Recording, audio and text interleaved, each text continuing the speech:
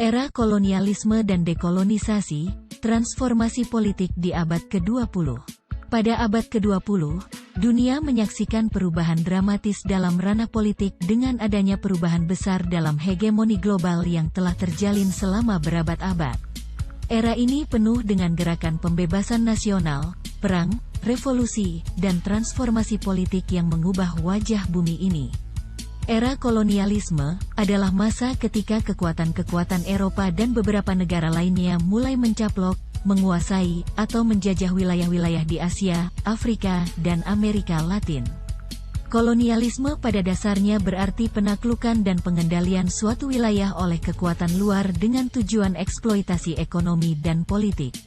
Negara-negara kolonialis ini mendirikan pemerintahan mereka sendiri dan memaksakan budaya mereka kepada penduduk asli. Pada saat inilah, kedaulatan berada di tangan orang-orang asing, sementara penduduk asli dijajah dan terkekang di bawah kekuasaan asing. Mereka kehilangan hak-hak politik, sosial, dan ekonomi mereka, serta kebebasan untuk menentukan nasib sendiri. Namun, seiring berjalannya waktu, semangat perlawanan terhadap kolonialisme tumbuh di kalangan penduduk asli.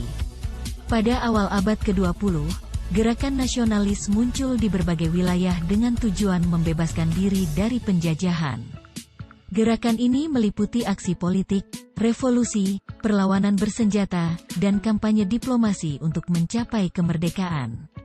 Gerakan nasionalis ini didorong oleh semangat kemerdekaan dan keinginan untuk mendapatkan hak-hak yang setara dengan bangsa-bangsa di dunia barat. Para pemimpin nasionalis seperti Mahatma Gandhi di India, Soekarno di Indonesia, dan Nelson Mandela di Afrika Selatan memainkan peran penting dalam membimbing gerakan kemerdekaan di negara mereka masing-masing. Dalam beberapa kasus, perjuangan melawan kolonialisme menjadi sengit dan berdarah. Perang kemerdekaan pecah di berbagai wilayah, dengan pertempuran dan konflik berkecamuk di antara pembebasan nasionalis dan pasukan kolonial. Contohnya adalah Perang Kemerdekaan di India dan Perang Kemerdekaan di beberapa negara Afrika seperti Aljazair dan Kenya. Namun, tidak semua gerakan pembebasan nasional berakhir dengan konflik bersenjata.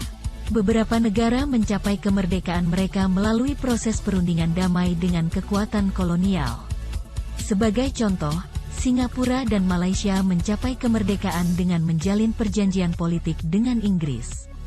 Proses dekolonisasi ini bukan hanya tentang penghapusan kolonialisme secara fisik, tetapi juga tentang proses pembangunan negara dan pendirian sistem pemerintahan yang baru.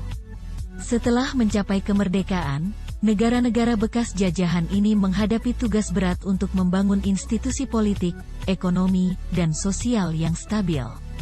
Banyak dari negara-negara baru ini mengalami tantangan dalam membentuk sistem politik yang efisien dan mewujudkan apa yang diharapkan oleh para pendukung kemerdekaan. Ada negara yang merdeka langsung jatuh ke dalam konflik internal, korupsi politik dan ketidakstabilan sosial. Namun, ada juga banyak contoh kesuksesan dalam pembangunan pemerintahan pasca dekolonisasi. Misalnya, India, yang dianggap sebagai negara demokrasi terbesar di dunia, berhasil menjaga stabilitas politiknya meski menghadapi keragaman sosial, budaya, dan agama yang kompleks. Perkembangan politik ini membuka jalan bagi wajah baru geopolitik dunia.